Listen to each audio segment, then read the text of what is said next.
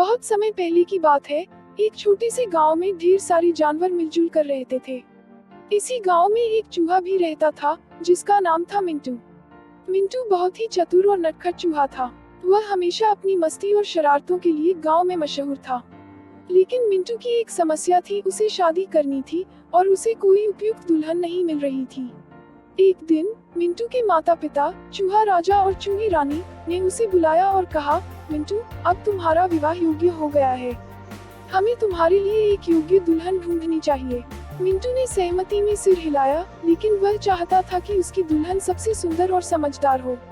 मिंटू के माता पिता ने पूरे गांव में संदेश भेजा कि वे अपने बेटे के लिए दुल्हन ढूंढ रहे हैं। इस खबर से पूरे गांव में हलचल मच गई। सभी जानवर अपने अपने सुझाव देने लगे। किसी ने कहा, मिंटू की दुल्हन चूहिया होनी चाहिए, क्योंकि वे एक ही प्रजाति के हैं। तो किसी ने कहा, नहीं, मिंटू को तो किसी विशेष चूहिया से शादी करनी चाहिए जो बहुत ही विशेष हो। मिंटू ने सोचा कि वह खुद अपनी दुल्हन ढूंढेगा। वह गांव के बाहर निकलकर एक बड़ी जंगल की ओर चल पड़ा। चलते चलते मिंटू को एक पेड़ के नीचे बैठा हुआ एक बूढ़ा तोता मिला। तोते ने मिंटू से पूछा, कहाँ जा रहे हो मिंटू? क्या परेशानी है? मिंटू ने अपनी समस्या बताई और कहा, मैं अपनी दुल्हन ढूंढ रहा हूँ। मुझे नहीं पता कि कहाँ ढूंढूं। तोते ने हंसते हुए कहा, मेरे पास एक योजना है। तुम्हें सबसे पहले सूर्य देवता के पास जाना चाहिए।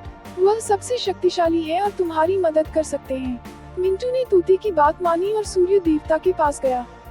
उसने सूर्य देवता से कहा, सूर्य देवता, आप सबसे शक्तिशाली हैं।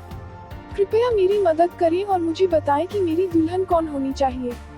सूर्य देवता ने मुस्कुराते हुए कहा, मिंटू, मैं सबसे शक्तिशाली जरूर हूँ, लेकिन बादल मुझसे भी शक्तिशाली है, क्योंकि वे मुझे ढक सकते हैं। तुम बादल देवता के पास जाओ।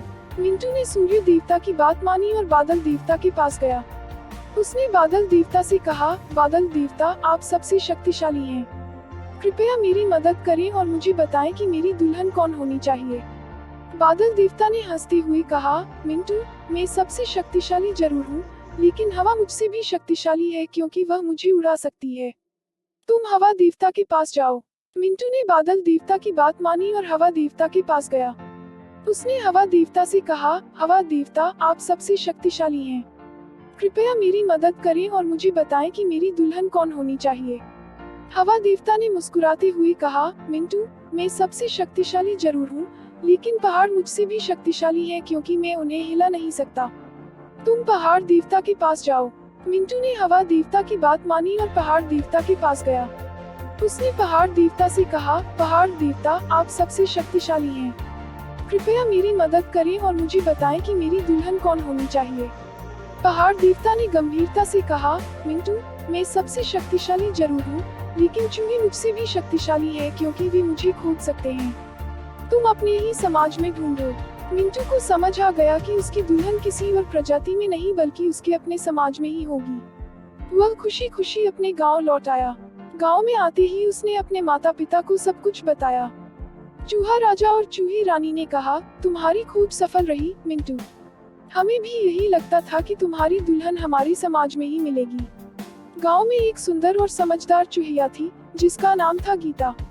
गीता न केवल सुंदर थी, बल्कि बहुत ही समझदार और सहनशील भी थी। मिंटू ने गीता से मिलकर अपनी इच्छा व्यक्त की और गीता ने भी खुशी खुशी शादी के लिए हाँ कर दी। गांव में मिंटू और गीता की शादी की तैयारियां शुरू हो गईं। गांव के सभी जानवर मिलकर इस शादी को खास बनाने में जुट गए। हर कोई अपने अपने तरीके से मदद कर रहा था। कोई सजावट कर रहा था, तो कोई भोजन की व्यवस्था कर रहा था। पूरे गांव में खुशी का माहौल था। शादी का दिन आ गया। मिंटू ने अपनी शादी के लिए खास कपड़े पहने और गीता भी सुंदर दुल्हन की तरह तैयार हुई। शादी की रस्में पूरे हर्षोल्लास के साथ संपन्न हुई। सभी ने नवविवाहित जोड़ी को आशीर्वाद दिया और उनकी खुशहाल जीवन की कामना की। शादी के बाद मिंटू और गीता ने एक दूसरे से वादा किया कि वे हमेशा साथ रहेंगे और एक दूसरे का ख्याल रखेंगे। मिंटू ने गीता से कहा, हमने बहुत कुछ सीखा है इस यात्रा में। हमें अपने समाज और अपने परिवार की अहमियत समझ में आई है। गीता ने मुस्कुराते हुए कहा, हाँ, और हमें यह भी समझ में आया कि सच्ची खुशी अपने आसपास के लोगों के साथ ही मिलती है। मिंटू और गीता ने अपने जीवन को एक नई दिशा दी। वे दोनों मिलकर गांव की भलाई के लिए काम करने लगे। मिंटू ने अपनी चतुराई और समझदारी से गांव के सभी चूहों को एकजुट किया और गीता ने अपने प्यार और सहनशीलता से सभी का दिल जीत लिया।